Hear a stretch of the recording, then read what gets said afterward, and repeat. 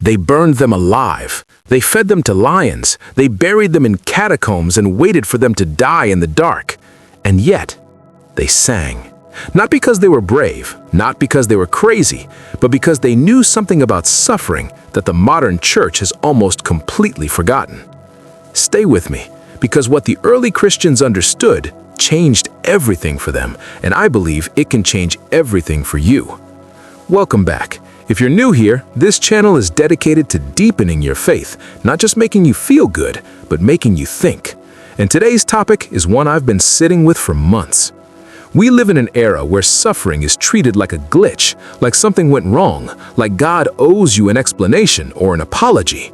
But the early Christians, they lived in a world where suffering was the daily landscape of faith, and rather than walk away from God, they ran toward Him. The question is, why? What did they know that we don't? Let's go back, way back. To understand what the early Christians believed about suffering, you first have to understand what they were living through. We're talking about men and women who were crucified upside down, thrown into arenas, exiled to islands, separated from their families, stripped of property, of citizenship, of dignity, simply for saying Jesus is Lord. The Roman Empire didn't just disagree with Christianity, it viewed it as a threat to the social order. Nero blamed Christians for the burning of Rome. Domitian demanded emperor worship. Diocletian launched one of the most systematic persecutions the ancient world had ever seen. These were not metaphorical battles. These were real fires, real chains, real deaths.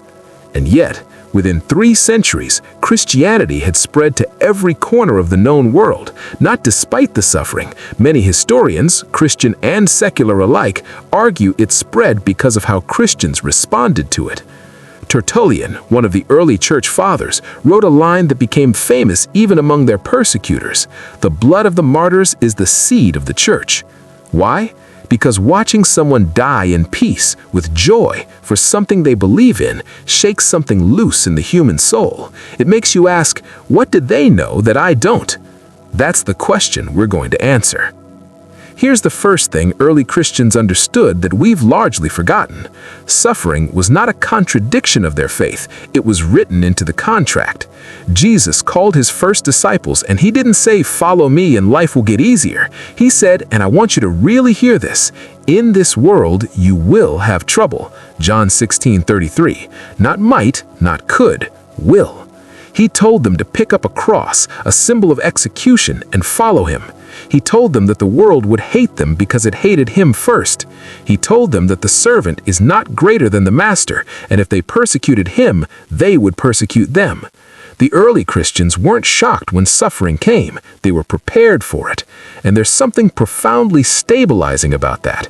Modern Christianity, particularly in the Western world, has been deeply shaped by what theologians call prosperity theology, or health and wealth gospel. The implicit message is, if you have enough faith, God will protect you from pain. If you're suffering, something must be wrong with your faith, your prayer life, your obedience. But the early church would have found that theology not just foreign, they would have found it dangerous, because it sets people up for a crisis of faith the moment reality arrives. When suffering comes, and it always comes, the person who was told it shouldn't happen doesn't just hurt, they feel abandoned, betrayed by God. The early Christians never set themselves up for that fall. They entered faith with open eyes. The second thing they understood, and this is where it gets profound, is that suffering speaks. It has a language, and they learned to read it. Paul writes in Romans 5, "We also glory in our sufferings, because we know that suffering produces perseverance, perseverance, character, and character, hope." Notice the word glory, not endure, not survive, glory. That's an act of worship. Paul isn't celebrating the pain itself, he's celebrating what the pain produces. He sees suffering as a forge, and the early Christians adopted that image completely. Clement of Rome wrote about trials as the testing of faith, not punishment, but refinement, like gold that only becomes pure when it passes through fire. The fire doesn't destroy the gold, it destroys everything that isn't gold. This reframing is everything. When you see suffering as punishment, every painful moment confirms your worst fear, that God is angry with you or indifferent to you or absent from you. But when you see suffering as formation, as God doing something in you that comfort could never produce, the same painful moment becomes evidence of God's presence, not his absence. Think about the people in your own life with the deepest faith, the most unshakable peace, the most genuine compassion. I'd be willing to bet they've walked through something hard. Grief, illness, betrayal, loss. Suffering, when received rightly, doesn't just test character, it builds it. The early Christians didn't just believe that theologically, they had lived it long enough to know it was true. Here's something we almost never talk about when we discuss early Christian suffering. They didn't suffer alone. In a culture that often privatizes pain, where we post a vague prayer request online and call that vulnerability, the early church operated completely differently. They were radically, uncomfortably, beautifully communal. Acts 2 describes the early Jerusalem church this way. They shared everything. They sold possessions to give to anyone who had need. They met daily, breaking bread together in their homes. When one person suffered, the community absorbed the blow together. When someone was imprisoned, the church showed up outside the prison walls to pass in food, to pray, to sing hymns loud enough for the prisoner to hear. Ignatius of Antioch, on his way to Rome to be executed, wrote letters to churches along the route, and those churches came out to meet him on the road, not to rescue him, but to be with him, to make sure he didn't walk that final road feeling alone. We've lost something there. Modern faith can be deeply individualistic. Your relationship with God, your personal spiritual journey, your private devotional life. And while those things matter, they were never meant to be the whole picture. The early Christians understood something ancient and biological. We are not built to carry pain alone, and the church was designed to be the community that made sure we never had to. If you are suffering right now, and you are trying to carry it in isolation, this is your invitation. Find your people, not just for Sunday mornings, for the road. Now we get to the deepest layer, and I believe this is the thing that most fundamentally separates the early Christian understanding of suffering from ours. They were not primarily living for this life. That sounds simple, but let it sink in because it changes everything. Paul writes in 2 Corinthians 4, and I want to read this slowly because it's almost unbelievable. For our light and momentary troubles are achieving for us an eternal glory that far outweighs them all. So we fix our eyes not on what is seen, but on what is unseen, since what is seen is temporary, but what is unseen is eternal.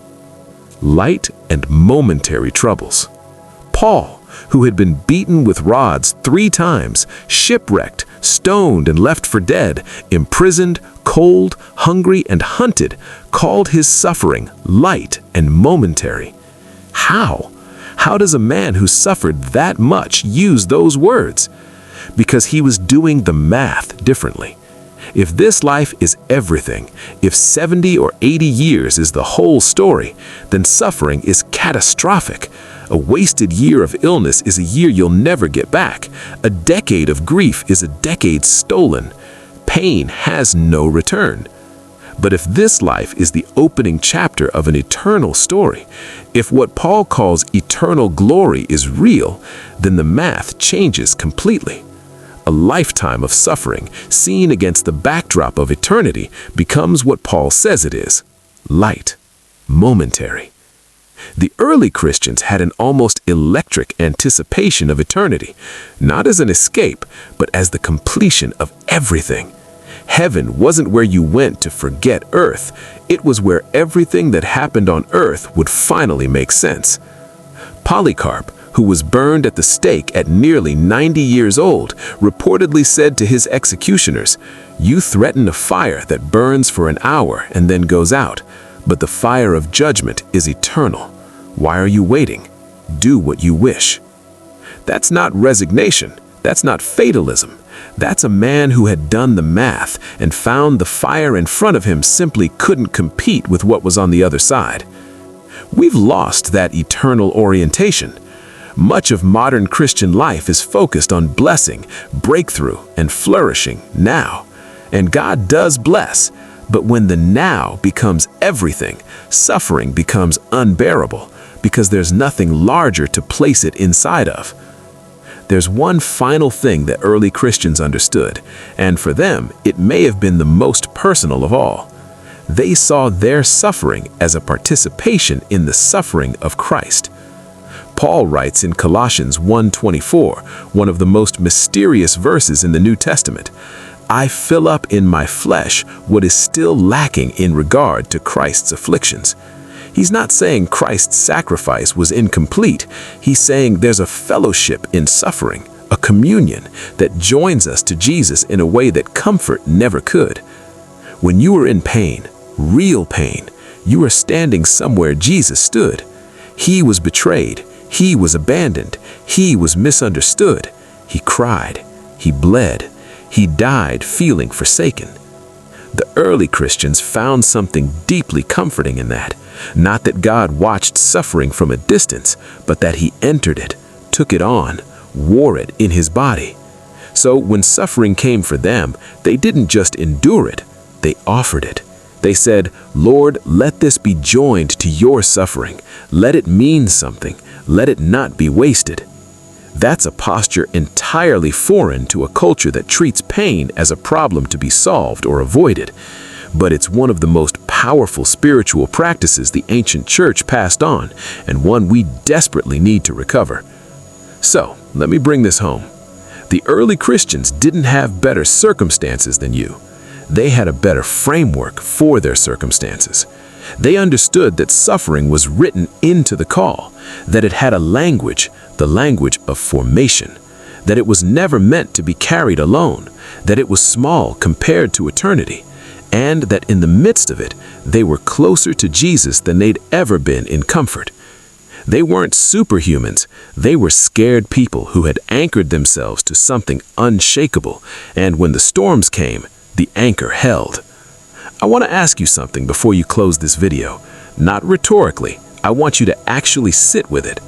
What would change in how you're carrying your pain right now if you truly believed it wasn't pointless? Because that's what they believed. Not blindly, not naively, but with deep, hard-won conviction. Nothing is wasted. Not a single tear, not a single sleepless night, not a single year that felt like it disappeared into darkness. God is not surprised by where you are, and if the early church teaches us anything, it's that he does some of his most defining work in the hardest seasons. Don't waste your suffering. Let it form you, let it connect you, let it point you towards eternity, and let it bring you, somehow, closer to the one who suffered so that suffering would not have the final word. If this video spoke to you, share it with someone who's walking through something hard right now. Subscribe if you want more content like this, and leave a comment. I genuinely read them, telling me what truth from the early church do you want to carry into your own life. Until next time, hold on. He is faithful.